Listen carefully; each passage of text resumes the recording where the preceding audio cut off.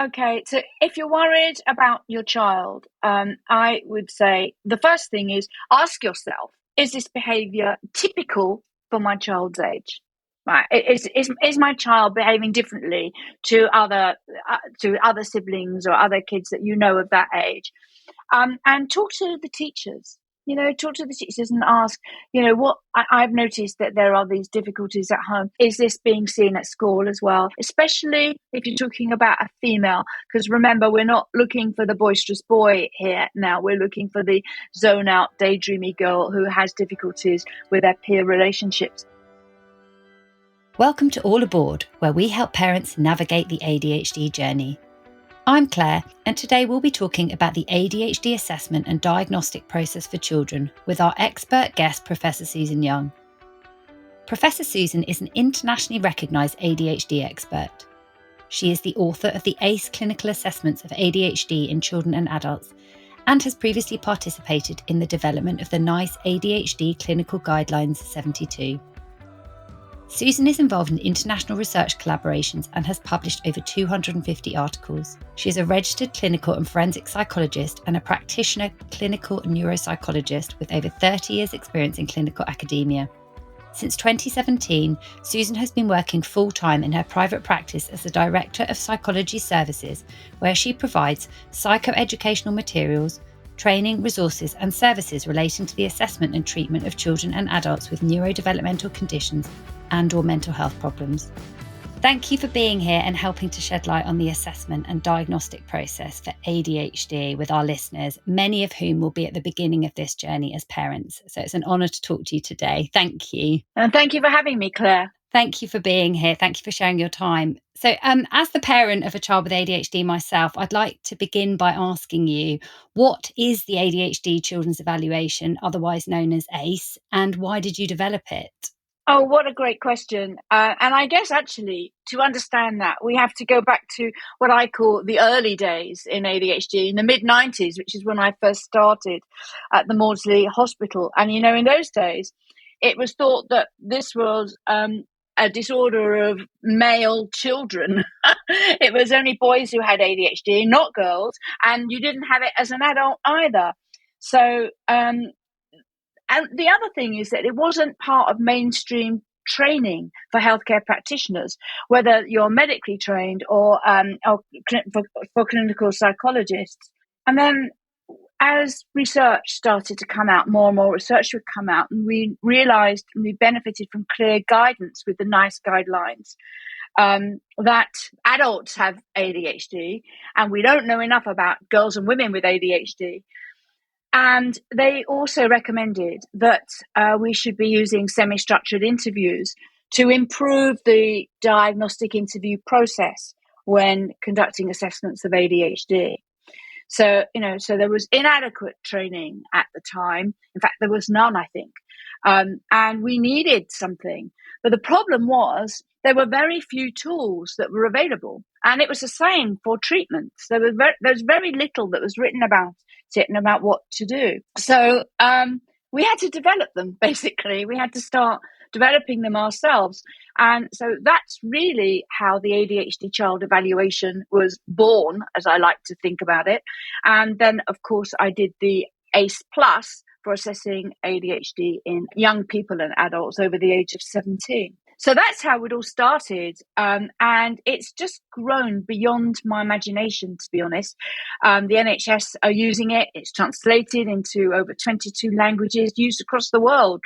And it's very gratifying for me as a healthcare practitioner that something that I've developed is valued and used so much. It's incredible to hear how much you've managed to achieve since you developed ACE. So for people listening, what makes up the ACE assessment? What's its core component? Well, what I did was I streamlined the clinical interview. It's basically what we all should be doing, all the information gathering that we should be collecting, and I streamlined it. So I made it a comprehensive and systematic assessment process. So it starts with a background. We collect all background information about the child. or the adult, and about the family history and the circumstances of the family. Then we collect information about the symptom ratings, each one in turn, but not just asking, is this symptom present? It's about saying, can you give me the examples of how this symptom causes the child difficulty in their everyday life? I also ask about accommodations that might be made at home or at school to minimise these problems. So, because sometimes symptoms can be masked. So you could ask, does the child have difficulty focusing and sustaining attention? And the answer could be, well, sometimes it's all right. And it's sometimes because the teachers are making sure that the child is sitting at the front of the class, for example, and that they're giving the child loads of prompts. So for me, the question then is, well, what would happen if the teachers were not doing that? And then the parent will usually say, "Oh God, it would be dreadful. There would be, his attention would be all over the place, and he wouldn't know what was going on at all. Wouldn't be listening to instructions. It would be hopeless." And it's the same with hyperactive behaviour, for example. Countless times I've asked parents about whether a child can remain seated, and is this a problem? Running around, is this a problem? And they might say, well, sometimes, but no, it's okay now. And I said, what do you mean it's okay now? And that's because, for example, they don't go to places where there would be a problem. So they don't go to restaurants. I've seen families, they never go to restaurants because there would be such a big problem when they go there, with the child being under the table or running around and disrupting everybody. So they don't go. So it's not a problem. Do you see what I mean? So it's about the accommodations and the things that people do, that the families do, that reducing problems. So it's very important that we collect that information, that we know that as well. Otherwise, you're not getting a complete picture of the child's difficulties. So it's important to know how home and school are minimising problems. And finally, we need to be thinking about how these symptoms impair or reduce the child's functioning or the quality of life of the child and the whole family. So, for example, a family not being able to go to restaurants, I think, is impairing the quality of life for that whole family. So we go through the symptoms, we go through them across the lifespan, and we go through them across settings. Well, then there's a section about observation. So if you formally observe the child in a specific setting, you might make notes in that section.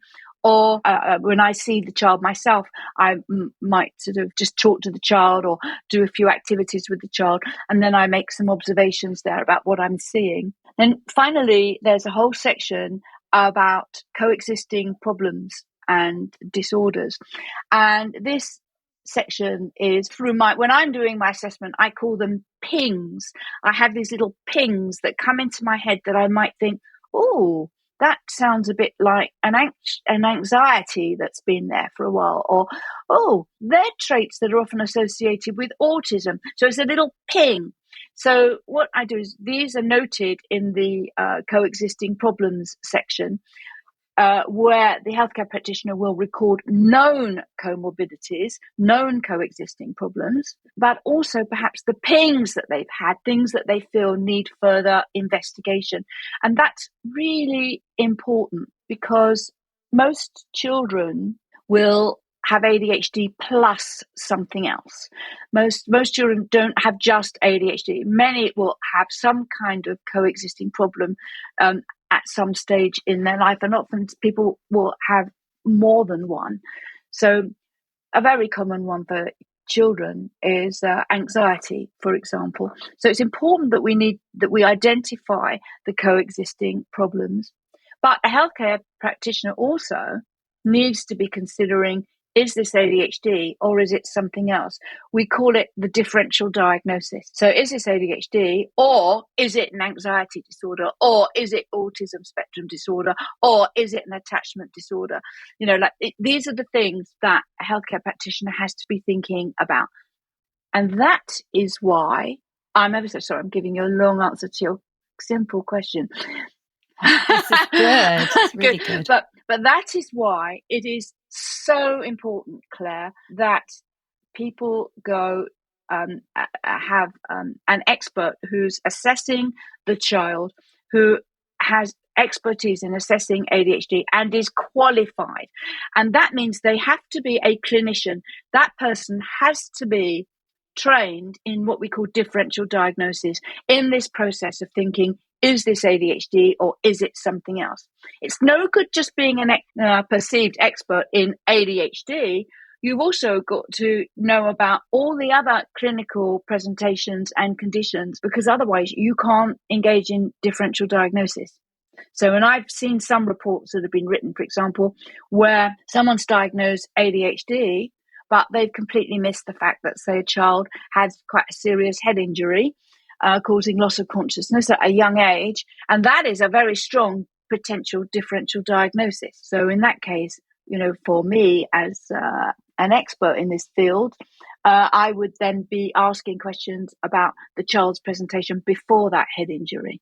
So it's not that, these things can't be determined. We can diagnose ADHD, but this is why a semi-structured interview of this nature kind of holds the hand of the practitioner as they go through their interview, and it makes it more reliable. So I guess that background information, it's a really important point, isn't it? Because that's what paints the whole picture. Because I guess even without a diagnosis, if you're at the beginning of this journey, we might think of interventions as being more formal things perhaps put in place at school. But actually, if we're already doing things as parents and we're accommodating and changing the way we function and the way we live to, I guess, better manage and support our kids and how they are day to day, that if you just took a kind of simple questionnaire that was a kind of tick box exercise, it might be very easy to actually miss the truth, the bigger picture, and or, as you say, other things that might be going alongside it.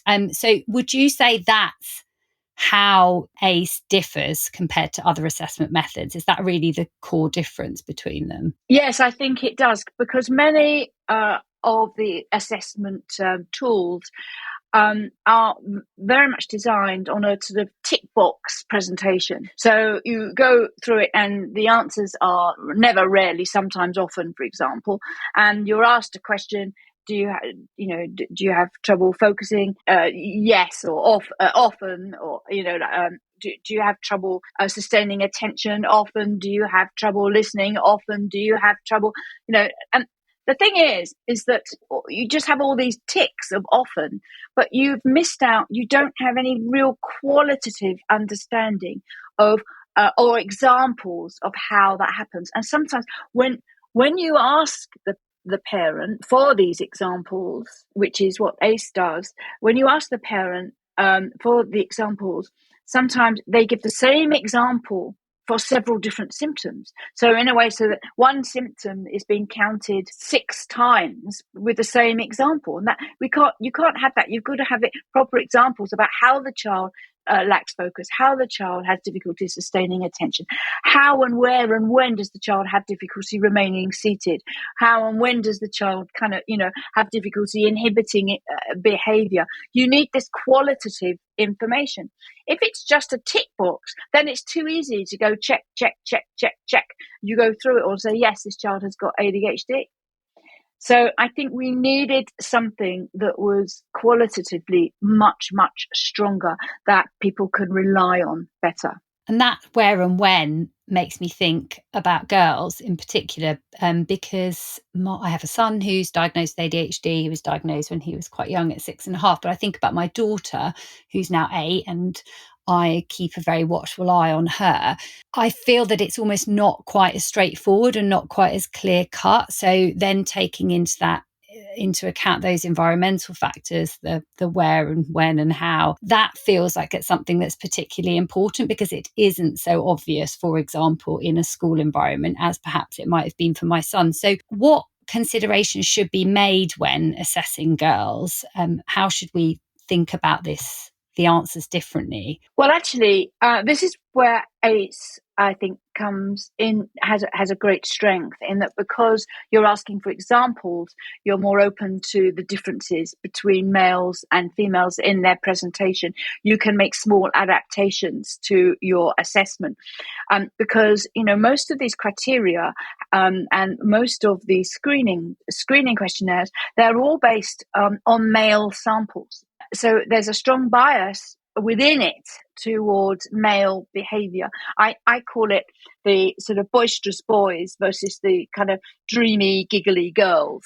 You have to think about this difference, and the research has shown that the females do have less severe scores in their hyperactive behaviour, and have more severity in their inattention. I think boys, I always remember I was working at Great Ormond Street many years ago, and a woman came in with a boy, with a young child, a male child, and during my assessment, he was rolling all over the floor, sticking his finger in plug sockets, and you don't see girls do that. And that also means that they're not a problem in the classroom, because they're zoning out, they're dreamy, that they're still distracted. They're distracted by what they're thinking about. They're distracted by internal processes as well as external, but they're not disrupting the class like a boy might be. And so I think boys are causing more difficulties. So they're recognized and being picked up and being referred for ADHD diagnosis.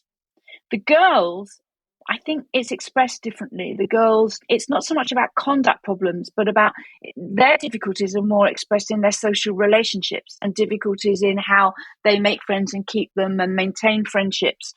It's much stronger with girls. The girls are also very good at camouflaging their problems, but it's hard to sustain that level of camouflage. That even in an assessment, they can be very. You can give them tests, and they can manage to do them quite well because they're able to keep it together for a little while, even in a consulting room. And then, of course, things are camouflaged as well by accommodations and adjustments that are made at school and by family. So I think there are these differences. There's been a research study that was published recently, and I was involved in the research team that investigated, it's a Swedish study that investigated how much later girls receive a diagnosis than boys. And it was 4 years. And actually, that really shocked me. And I'll tell you why. Because I think it's much, much more than that. I think I've seen women be referred to me. I've had women referred to me in their 50s when their symptoms are becoming more apparent during the menopause. So I think it's much later than that. But at least I suppose people are more aware of girls and their problems. I should have said as well, it's also harder for healthcare practitioners, because when we look at school reports, you can see with a boys' school report, you can see lots of symptoms in that being present, but it's less present in girls' school reports because they're not causing a difficulty at school. And teachers are not writing about social difficulties in school reports, not in the depth that they will do for conduct problems.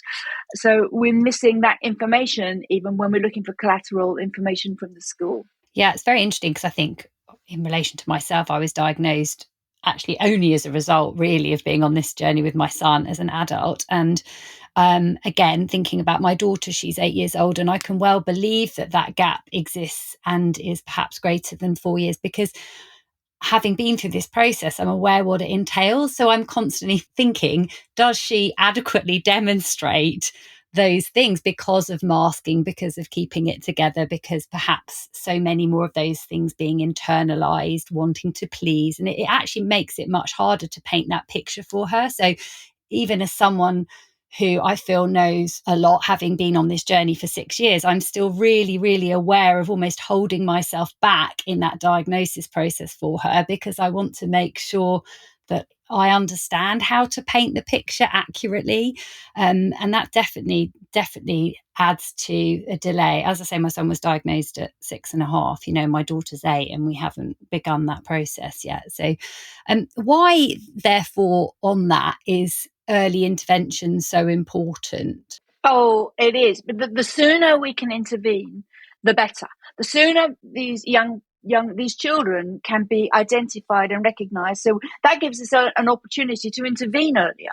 It gives us an opportunity to change the trajectory or pathway that they may be on, one that's going to cause them difficulties and problems. I mean, there's two types of treatment. There's pharmacological treatment and psychological treatment. And the NICE guidelines actually state that for children, first line should be psychological treatments. And there are things that can be done.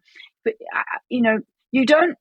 parents do not have to go straight into pharmacological treatment. They don't have to go straight into, treatment with stimulant medication if they're concerned or worried about it. There are other opportunities. Just because you get your child diagnosed, it means that they can get help. And just because they're diagnosed doesn't mean to say automatically they're going to go on to medications. Now, I'm a clinical psychologist, so I feel strongly about that. I often do assessments on children, young people, and what parents are eager to know about are what are these non-pharmacological interventions? How can this help with teachers with it being recognised? How if the child has ADHD, and one of the big things is that they will be able to have adjustments made in class. So they might, they might be able to have more time in exams. They might be able to use a computer. They might be able to have a prompter, things that will help them to study and work better and manage their work better in class. So they'll get those educational supports. Many parents also do want to go down the route of getting medication, and that's fine. That's their decision. And some children work very well and find medication report that this really, really helps them a lot. But it's not the only option. And that's, I guess, what I want to emphasize. By recognizing that your child has ADHD, it also means that teachers will know and understand and be able to understand that child's needs better. They'll be more aware. They'll be able to perhaps adapt better for them.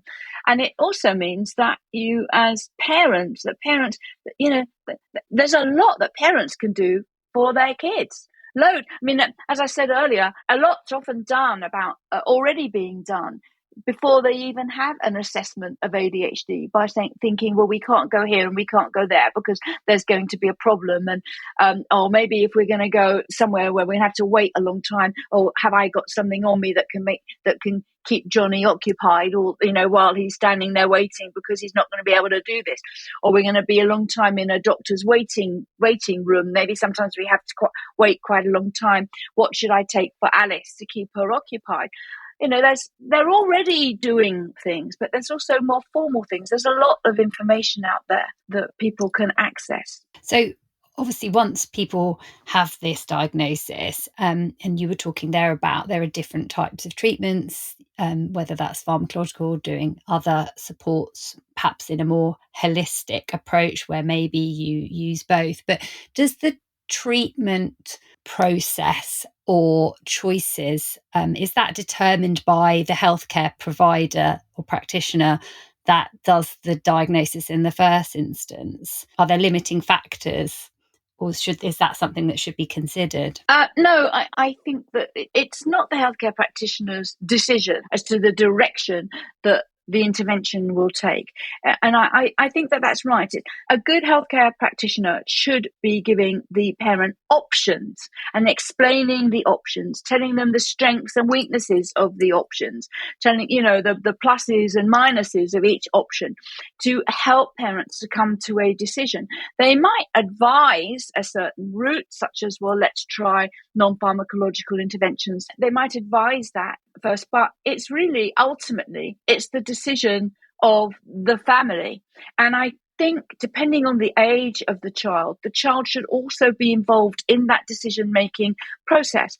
Because remember, if we're looking at a young person who's studying for their GCSEs, it's really important that they're involved in that process, because they're the ones who've got to take the medication and have got to manage their symptoms. So one thing I will say is that the research that I've done in this area has suggested that there is no shelf life with when to start medication. Whenever you start, if you do start medication, whenever you start medication, there can be benefits to it for that individual. So, so it's never too late to start and make changes. It's never ever too late. That's really interesting. But the earlier, the better. The earlier, the better. The earlier, the better. But it's never too late. Yeah. So on that, I've got 2 questions I'd like to ask you, if that's okay, just to kind of summarise all the things we've been talking about. I guess the first one, just linking on from what you were saying then about the earlier the better, and maybe that's the answer. But what one piece of advice would you like to leave parents listening to help them on this journey? Okay, so if you're worried about your child, I would say the first thing is ask yourself, is this behaviour typical for my child's age? Right? Is my child behaving differently to other siblings or other kids that you know of that age? And talk to the teachers. Talk to the teachers and ask, what I've noticed that there are these difficulties at home. Is this being seen at school as well? Especially if you're talking about a female, because remember, we're not looking for the boisterous boy here now. We're looking for the zone out, daydreamy girl who has difficulties with their peer relationships, perhaps specific difficulties. So I would start those two-way conversations and then find out about assessment. If you continue to be worried and you continue to be concerned, remember as well that no matter what, I'm a firm believer that no matter what anyone else says about the child, you are the expert in your child. It is your child. If you think, if you're getting feedback saying, oh no, she'll grow out of it or he'll be all right, like I've seen this before. If you think that there really is something wrong, I'm really not happy about this, then get an assessment. You are the expert with your child. And it doesn't mean to say that you're going to go straight on and put your child on, what was it they called it? A chemical conch. I think that's very unfair. But, but you're not, and you don't have to do that. It is, again, that's all in the mix and it's all decided. Take it one step at a time and find out what you can do to help your child. You've probably already been helping your child quite a lot, but there's information that's around. If you go to my website, there is lots of information there that's free of charge to download in the resources section for service users, including a whole list of strategies that I send out with my reports. But you can actually access these on the website, strategies to help and support children with ADHD, including how to liaise with the school. So that's all free to download. And, while you're waiting for an assessment, use some of these things, like you get whatever you can that will help make life easier for your child and for you. I also have on my Teachable platform, a whole set of videos. They're brief 10-minute videos called Spot It and Sort It, Learn How to Help Your Child. And this is all about how to help your child with their ADHD symptoms, but also with associated problems that they that commonly occur with ADHD, like anxiety, low mood. But it also helps with planning and things like that. So resources on the website, 10-minute videos on my Teachable platform, and I also have a book called Helping Children with ADHD. It's written by myself, Susan Young, and my colleague Jade Smith. It's available on Amazon, and this is an entire CBT guide for practitioners, parents, and teachers. So it's written for healthcare practitioners to work with children using a particular program, but we also encourage parents to do this themselves. I've actually worked with parents who have used the program directly with their children themselves. It's very user-friendly.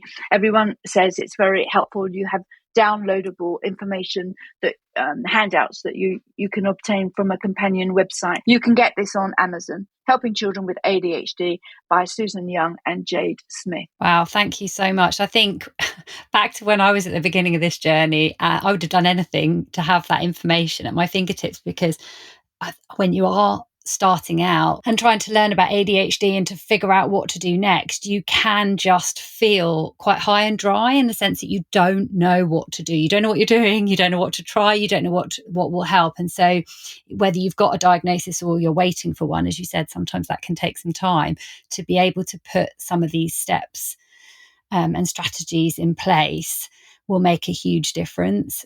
So thank you. That's amazing. And we'll make sure that all the details for those are included in the show notes for people listening.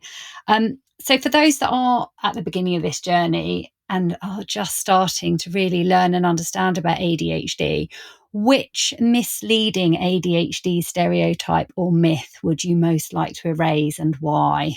Oh, okay. Now I'm going to get on my soapbox. Good. We like soapboxes. I'm absolutely sick to death of still hearing people say, oh, this is all about bad parenting, isn't it? I'm so fed up with this. Bad parenting is not the cause of ADHD, and there's good research evidence that supports it. And also, hey, let's think about this. Let's just put our common sense hat on for a minute. Adults have ADHD and they're not parented. So, and it's true that research has yet to identify precise causal markers of ADHD, but there is evidence that it's a neurobiological condition characterized by gene-environment interaction. In other words, some genes will give rise to a predisposition to develop ADHD, but this only happens when it's triggered by environmental factors. And this is where I think the misunderstanding arises, because environmental factors don't refer to the home environment in which a child is raised. It refers to pre- and perinatal risk factors, such as exposure to alcohol and drugs, birth trauma, preterm birth and low birth weight, that kind of thing. But so we have a genetic predisposition to develop ADHD, and it's triggered by these environmental factors. And that explains why you can have identical twins, one who develops ADHD and the other one doesn't. And that explains why. It is not bad parenting. More research is needed and more clarification. But please, if anyone says that to you, just take a deep breath and walk away. You have enough to deal with your helping your child without letting yourself and letting other people put the onus of blame on you and, judging and criticizing you. Be stronger than that. There's a lot of overwhelm. You've described it yourself a bit, Claire, with when you're starting the process, it's very overwhelming. So sort everything out in your mind, decide what you're going to do. I'm going to look up the note. I'm going to look up this information here, separate it all into little parcels. I'm going to look up this information here and find this out. I'm going to go and talk to the teachers at school. I'm going to find out about assessment processes. I'll go and talk to my GP. Separate those things out into little parcels and approach each parcel at a time. Don't get overwhelmed and don't let other people put you in the center of the problem. That's really good advice, and I'm sure massively comforting to people listening, because I know I very much thought it was me at the beginning of this journey, and I've obviously learned otherwise, but that's not easy and that's hard, as you say, when you're overwhelmed and you're trying to deal with and cope with so much. So thank you. I think that will offer a great deal of comfort to people today. And thank you for your time and your expertise. I don't think there could be anybody better placed to help parents than the very person who wrote a tool that's in use by the NHS and healthcare providers worldwide. So thank you so much, Susan, for your expertise and for your time today. Thank you. Thank you for having me. Anytime. If you'd like to learn more about ACE and Professor Susan's work, then please do check out our show notes below for a link to Susan's private practice at Psychology Services, along with more information. And if you enjoyed this episode and found it useful, please can you follow and review All Aboard to help others find this podcast and welcome them aboard our journey too. Thank you for listening to All Aboard.